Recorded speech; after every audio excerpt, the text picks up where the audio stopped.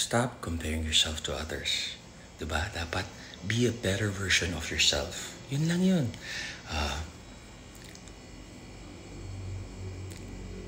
I'm 45 years old.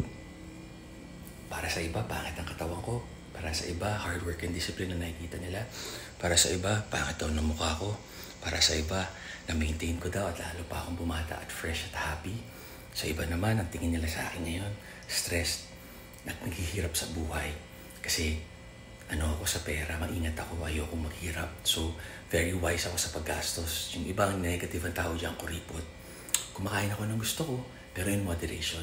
Calorie deficit or calorie maintenance para mag-maintain.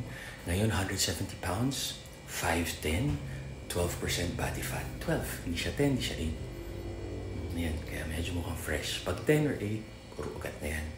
Tama kayo, mali ako. I'm not your doctor. Do what works for you. Happy, healthy. I appreciate you all.